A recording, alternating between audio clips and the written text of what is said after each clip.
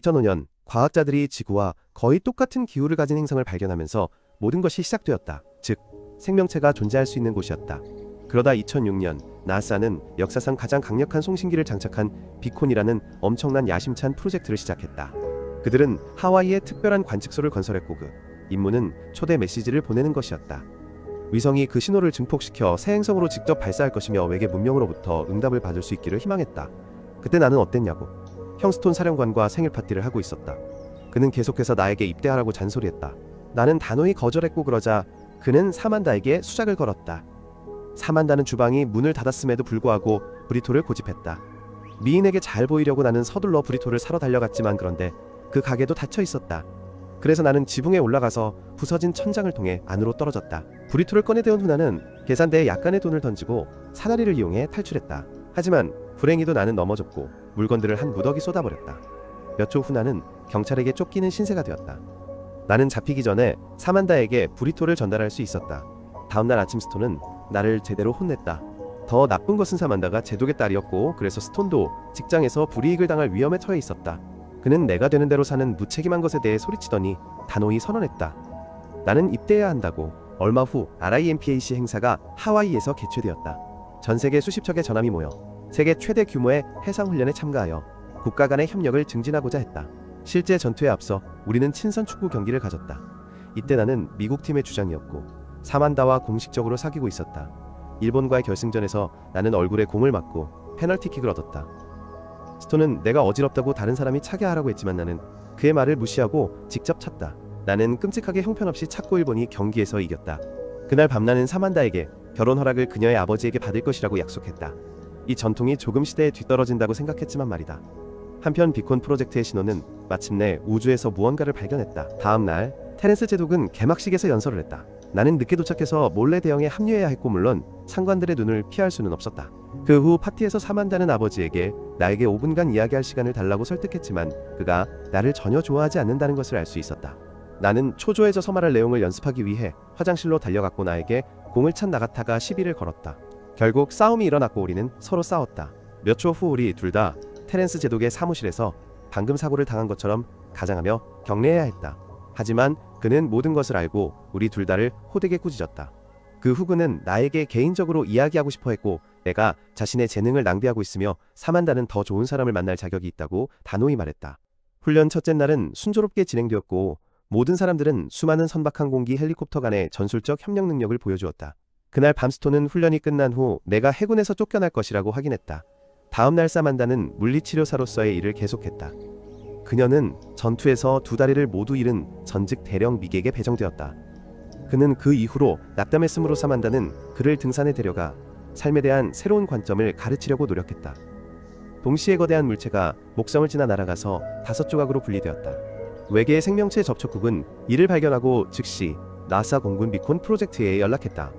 그 물체들은 대형을 이루고 지구로 곧장 향해 있는 그것들이 어설픈 유성이 아니라 지능을 가진 우주선임을 증명했다. 그중 하나는 위성과 충돌하여 부서졌고 대형에서 이탈했다. 나머지 4개의 우주선은 태평양으로 돌진했고 사만다와 미근 언덕 위에서 그 광경을 목격했다.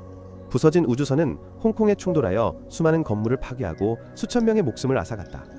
파편들이 떨어져 도망치려던 수천 명의 사람들을 더 죽였다. 직후기술자들은 이 함선들이 새로운 행성에서 왔으며 즉 인간의 신호에 응답하고 있었다는 것을 확인했다. 하와이의 전체 함대는 훈련을 중단하고 레이더에 전혀 나타나지 않았음에도 불구하고 외계 함선들을 찾기 시작했다. 중국 과학자들은 부서진 함선이 이상한 물질로 만들어졌으며 그 격자 구조가 통신 부품인 것 같다고 발견했다.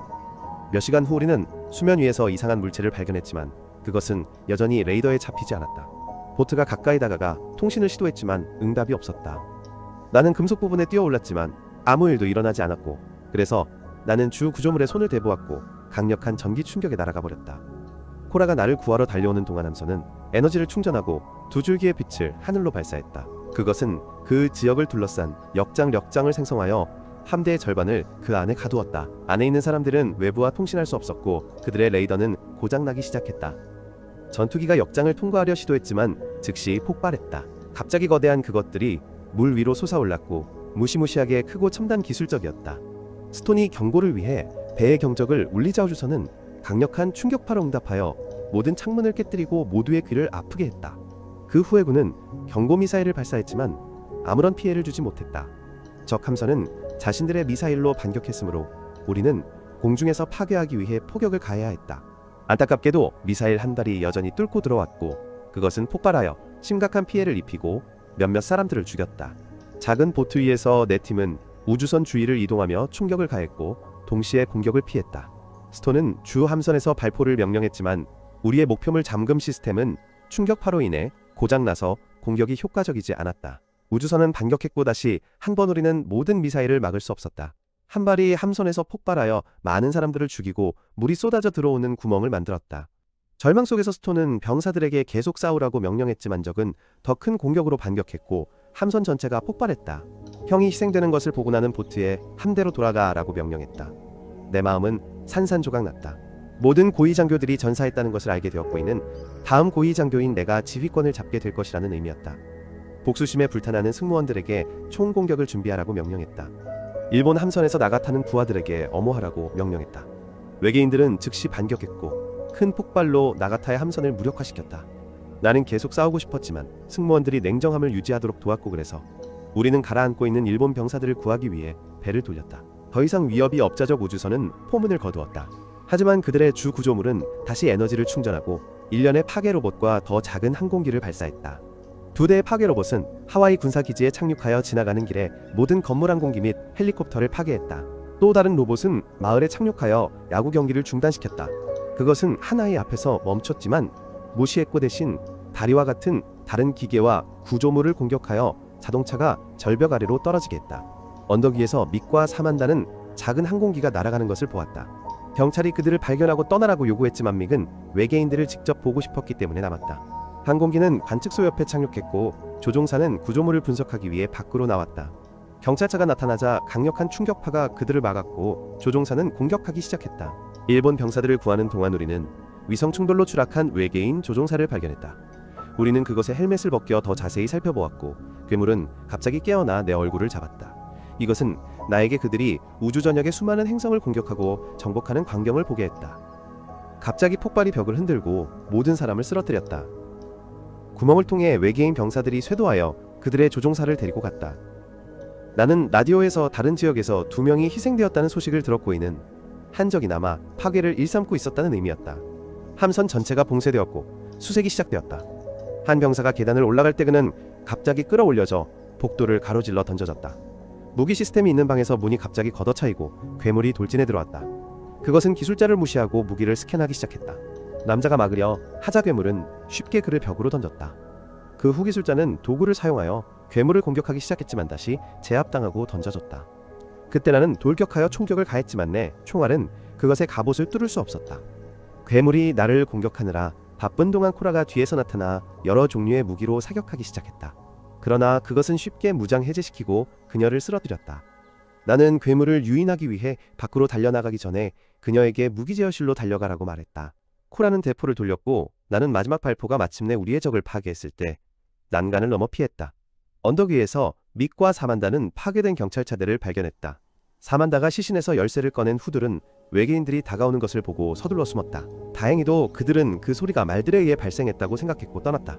그 후 믹은 무기를 수집하는 동안 사만다는 유일하게 온전한 차에서 라디오를 사용하려고 노력했다. 갑자기 관측소 직원 칼이 나타났다. 그는 외계인들이 건물을 점령했고 그들의 통신선이 추락했기 때문에 지구의 위성을 사용하여 고향 행성과 다시 통신하려고 시도하고 있다고 설명했다. 만약 그들이 성공한다면 외계인 군대 전체가 지구로 쏟아져 내릴 것이다. 한편으로는 마침내 정부로부터 침공에 대해 보도할 허락을 받았고 지도자들은 국민들에게 침착하라고 촉구했다. 그러나 대중은 여전히 공황 상태였고 거리에서는 폭동이 시작되었다. 함선으로 돌아와 한 병사가 외계인의 헬멧을 쓰고 선글라스와 매우 비슷하다는 것을 알아차렸다. 그는 또한 그 괴물이 도마뱀과 똑같은 눈을 가지고 있었다는 것을 기억해냈다. 그는 도마뱀처럼 외계인들이 햇빛에 약하고 갑옷은 그들을 보호하기 위한 것이라고 결론 내렸다. 우리는 이 정보를 활용하는 방법에 대해 논의하기 시작했다. 이는 우리의 레이더가 그들을 탐지할 수 없었기 때문에 꽤 어려웠다. 나가타는 외계인들도 우리를 볼 수 없다고 지적했다. 그들은 직접 공격을 받을 때만 반응했다. 그는 레이더 대신 기상부표를 사용하는 계획을 고안했는데 부표들이 적 우주선이 움직일 때마다 물의 이동을 측정할 수 있기 때문이었다. 기술자들은 그 지역의 모든 부표에 접근하여 완벽한 지도를 만들었다. 나는 나가타가 이 작전을 지휘하도록 맡길 정도로 감명받았다. 팀 전체는 차트를 추적하여 우주선이 움직이는 즉시 그것을 발견했고 이는 우리가 빠르게 행동하고 발포할 수 있도록 했다. 불행히도 발포는 빗나갔고 우주선은 함대 쪽으로 이동하기 시작했다. 또 다른 우주선이 날아가는 것을 보고 삼한다는 관측소에 대해 나에게 이야기하기 위해 연락할 수 있기를 바랐다. 칼은 저기 교란 펄스로 그들의 신호를 차단하고 있다고 설명했는데 이는 완전한 벽이 아니며 메시지를 내부로 보낼 수 있는 틈이 있을 수 있다는 의미였다. 그렇게 하려면 그는 관측소에 남겨진 장비가 필요했다. 믹은 칼에게 그것을 가져오라고 강요했다. 칼은 뒷문을 통해 조심스럽게 관측소로 잠입했다. 장비를 가져온 후에게인 병사가 그의 뒤에 나타났지만 칼 자신을 볼 수 없었다. 이것은 그가 도망쳐 친구들과 재회할 수 있도록 했다. 내 함선은 또 다른 공격을 감행했지만 또한 빗나갔고 이번에는 적이 반격했다. 다행히도 함선은 미사일을 피하거나 격추시켰지만 폭발로 인해 흔들렸다. 이제 우주선들이 매우 가까워졌을 때 우리의 다음 공격은 명중하여 2대를 격추시켰다. 바로 그때 사만다가 함선과 연락이 닿았다. 그녀는 외계인들이 4시간 안에 그들의 행성과 통신할 것이라고 나에게 말했고 그래서 우리는 너무 늦기 전에 관측소를 파괴해야 했다. 나는 더 자세한 내용을 물으려 했지만 통화는 끊겼다. 그 후 팀 전체는 부표에서 물의 비정상적인 이동을 감지했다. 우주선이 우리를 속이기 위해 이리저리 뛰어다니는 것 같았다. 나는 아이디어가 떠올랐고 모두에게 무기를 준비하라고 명령했다. 밤새도록 함선은 섬을 향해 이동했고 아침에 멈췄다.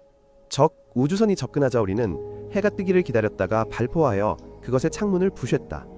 햇빛은 즉시 외계인들의 눈을 멀게 했고 우리는 놀라운 속도로 미사일을 발사하여 우주선을 날려버렸다. 갑자기 파괴 로봇들이 돌아와 내 함선을 파괴하기 시작했고 많은 병사들을 죽이고 수많은 폭발을 일으켰다.